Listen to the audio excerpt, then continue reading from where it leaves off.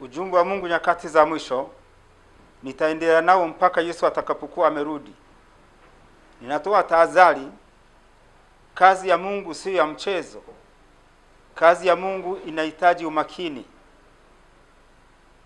Yesu alipoondoka, aliagiza mitume akawaambia, msiondoke Yerusalemu mpaka mtakapokuwa mjazwa nguvu. Akiwa anaelewa duniani shetani na malaika zake bado wanatenda kazi. Ndio maana akawaambia mitume wasiondoke mpaka atakapokuwa wamepewa nguvu kutoka juu.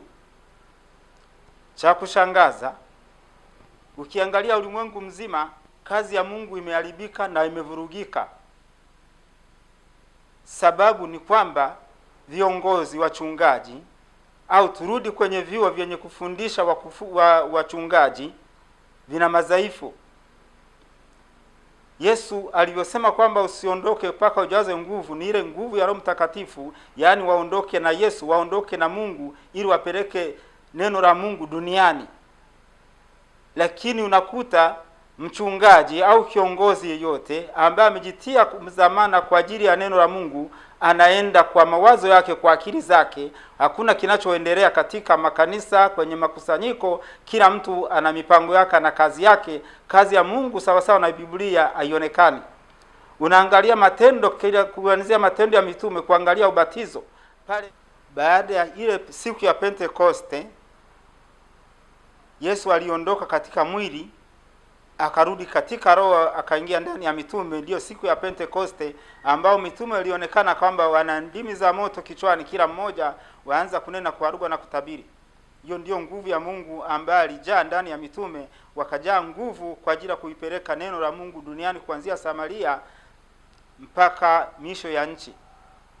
Petro akawaambia wale waliokuwa wanamulizia, tufanyeje? Petro akamwambia, tubuni mkabatizwe kila mmoja kwa jina la Yesu Kristo, mtapata ondoleo la dhambi, nanyi mtapokea kipawa cha Roho Mtakatifu. Akamwambia, hadi hii ni kwa ajili yenu na kwa watoto wenu na kwa watu wote watavutwa na Mungu amjie. Kumbuka hapo nyuma Yesu alisemaje? Hakuna mtu awezaye kuja kwangu asipovutwa na Baba. Hiyo ni kazi ya Mungu inavyoendelea na utaratibu wake. Katika nafasi hiyo tunaangalia kwamba kipawa cha Roho Mtakatifu ndio nguvu ya Mungu ndani ya mtu, ambayo inamsababisha kuwa na Mungu na kufanya kazi ya Mungu kamilifu, kwa sababu anakuwa na Mungu.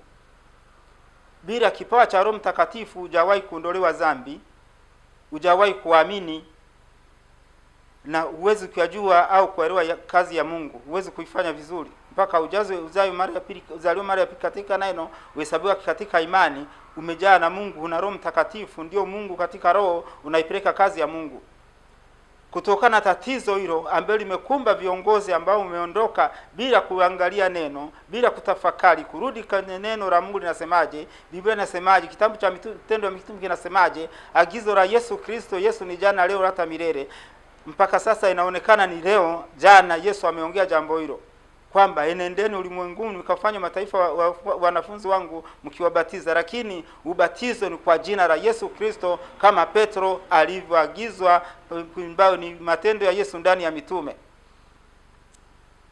Hapo kazi hiyo iliyofanyika jinsi kufuatana na ubatizo ambao wa matendo ya mitume, hakuna kinachofanyika. Unakuta mtumishi anaenda kutumika, hajawahi kuzaliwa mara ya pili, hajawahi kuhesabiwa katika imani, hajawahi kujaza Roho Mtakatifu.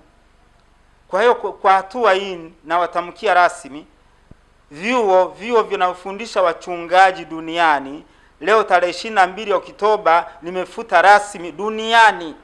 Nimevifuta rasmi, waanze upya, warudi tena kuangalia taratibu za Mungu kwenye Biblia, Injili za Paulo, kila kitu. Ukisoma waraka wa pili sura ya pili Warumi mstari wa 16, neno linasemaje?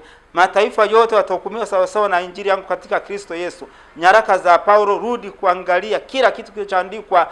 Timotheo wa kwanza, Timotheo wa pili, angalia kila kitu kinachoagizwa. Rudi kuangalia neno, mlipeleke watu wasome upya, waangalie upya, kufungua vyuo, na wote waliopitia vyuo hivyo inabidi warudi tena, hawana kazi. Rudi tena kuliangalia neno, sio kwenda kwa akili na imani ya kiakili, imani ya mawazo. Unapeleka watu, kupotosha watu, kualisha matangopoli. hiyo kazi vyuo nimefuta rasmi, rudi tena kwanza upya, angalia neno la Mungu kwa upya, na Mungu awabariki.